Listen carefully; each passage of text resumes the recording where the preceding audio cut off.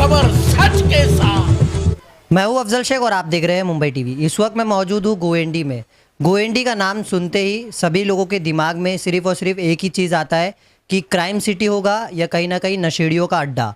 तो ऐसे में ये गोएंडी के तमाम मुद्दे जो है, इस मुद्दों पर काम करने वाले तमाम ऐसे लोग हैं जिन्होंने प्रयास तो किया, लेकिन कुछ सत्ताधारियों के चलते यहाँ पर उस सारे मुद्दों को लेकर कभी भी कोई ध्यान नहीं दिया गया, जिसका खामियाजा यहाँ के लोगों को आए दिन देखने को मिल रहा है। क्योंकि लगातार नशाखोरी हो या यहाँ के अपराध हो, वो तमाम जो है तेज़ी से बढ़ रहे हैं। और इसी को बढ़ावा देने में अगर सबसे बड़ा किसी का योगदान है तो यहाँ के चुने हुए जनप्रतिनिधियों का। अगर हम बात करें यहाँ पर शिक्षा लेवल की, तो शिक्षा लेवल पर कोई भी काम और कोई भी मुद्दा जो है यहाँ पर नहीं उठाया गया है। और इस मुद्दे को ना उठाने का नतीजा यहाँ के यंग जनरेशन में जो नशा है वो काफ़ी ज़्यादा फैल चुका है, जिसको लेकर जो आज की युवा पीढ़ी दलदल में डूबते चले जा रहे हैं नशे में। और ऐसे में इस नशे के दलदल से हटाने के लिए मेरे लोग मेरी पहचान एक संस्था है, और इस संस्था के थ्रू नज़मा सैयद जो है तमाम ऐसे प्रयास कर रहे हैं और तमाम ऐसी मुमकिन कोशिश कर रहे हैं जिससे गोवेंडी के तमाम मुद्दों पर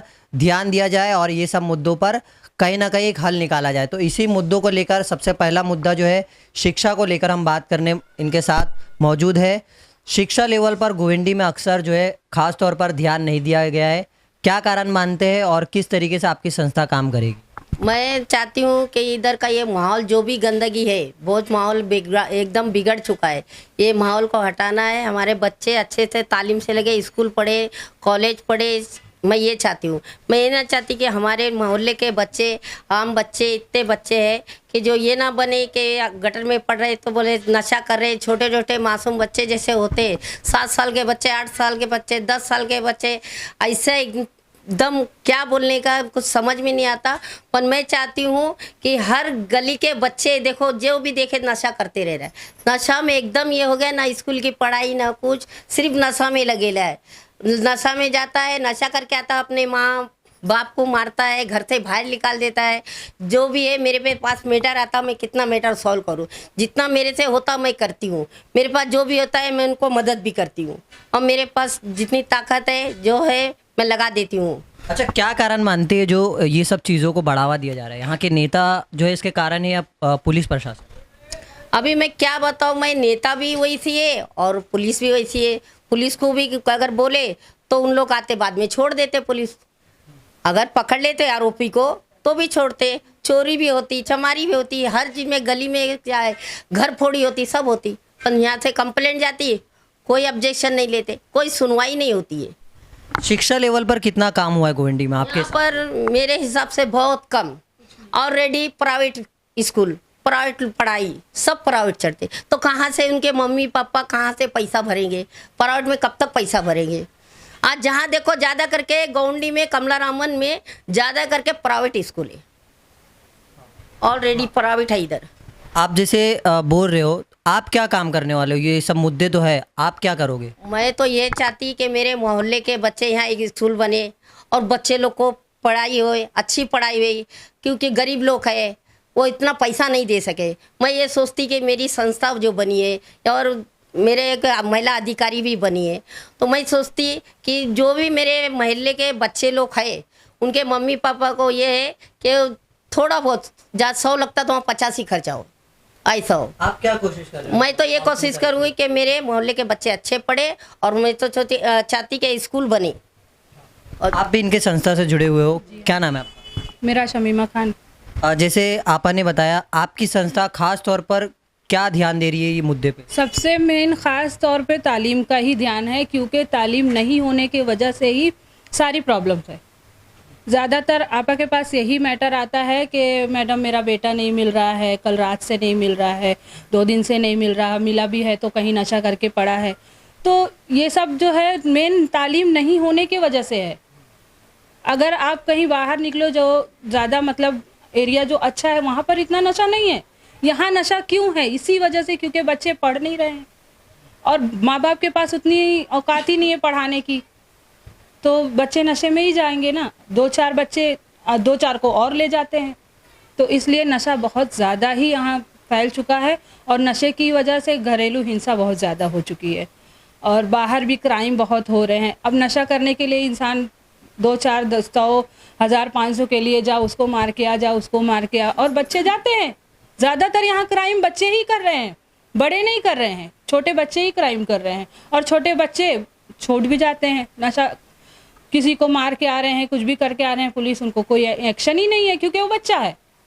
पहले ये तो देखो कि वो क्राइम कर क्यों रहा है, वो उसकी मेन जड़ को पकड़ो कि अगर वो आज स्कूल जाता होता तो वो क्राइम में जाता ही नहीं।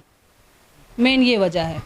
ये जो आप मामलात बोल रहे हो, क्या लगता है इससे आज की जो यंग जनरेशन की लड़कियां है जो पढ़ने दूर जाती है और जो जॉब करने देर रात तो आती है, तो वो यहाँ पर महफूज है?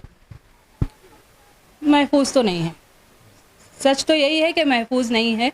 क्योंकि अभी आपने जल्दी ही सुना होगा, कोई यहाँ पर थी, वेटर का काम करती थी, उसके साथ गैंगरेप हुआ था। वजह उसकी यही थी, नशे में आरोपी थे। नाबालिग थे। हाँ, आरोपी भी नाबालिग ही थे सब।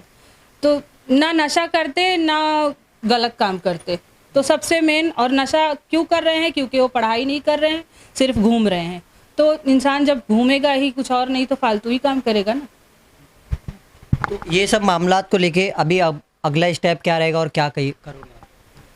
अगला स्टेप हमको जैसे हमारा सपोर्ट हमको अगर मिलेगा तो हम सबसे पहले बच्चों की पढ़ाई के लिए कुछ करेंगे। जैसे कुछ बच्चे ऐसा है कि पढ़ाई भी करना चाहते हैं लेकिन उनके पास फाइनेंशियल सपोर्ट नहीं है, तो हम उनको फाइनेंस की तरफ से मतलब सपोर्ट करना चाहते हैं कि बच्चे आ रहे हैं। कोई माँ बाप हमारे पास ये भी आते हैं कि मैडम 40,000 लग रहा है, 20,000 लग रहा है, तो हम कहाँ से भरेंगे।